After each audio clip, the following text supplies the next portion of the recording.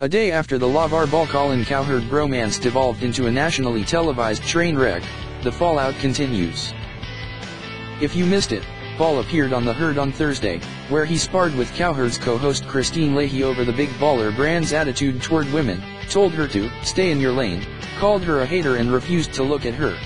He also made multiple jokes about FS1 host Jason Whitlock's weight.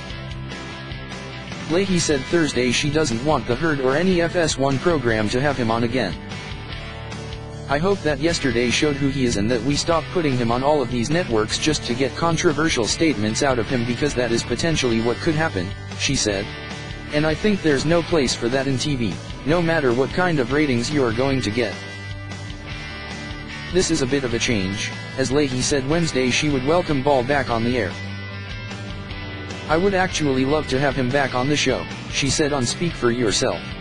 I know a lot of people are saying we should never have him on again. I would love to if he would like to come and look me in the eye and talk to me as a person, and he can disagree everything I have to say. But let's do it man to man.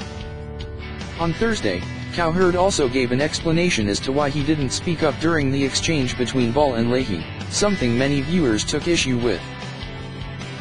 This whole thing is a mess, but let's try to make some sense of it. Leahy is right that sports talk on TV and on the radio shouldn't have the type of over-the-top personal attacks that LaVar brought Thursday.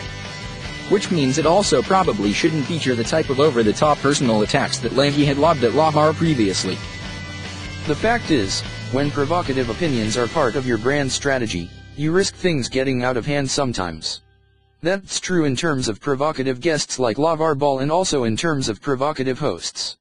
Because Ball certainly isn't the only person making controversial statements on FS1 airwaves for the sake of ratings. In many ways, Thursday's incident on The Herd was a natural outgrowth of the "embrace debate" ethos of sports talk in 2017. As our Andrew Buchholz wrote, it was also an ideal outcome for FS1.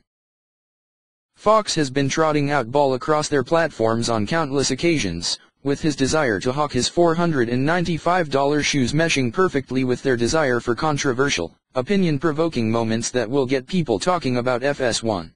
Here, they got a really memorable moment from Ball, one that got much of Twitter erupting with takes on a little-watched show on a little-watched network, and one that will be discussed ad nauseum across FS1 and elsewhere in the next few days. Leahy is totally fair to request that LaVar Ball not return to The Herd or to FS1 anytime soon. He was rude and disrespectful to her, and she deserves better.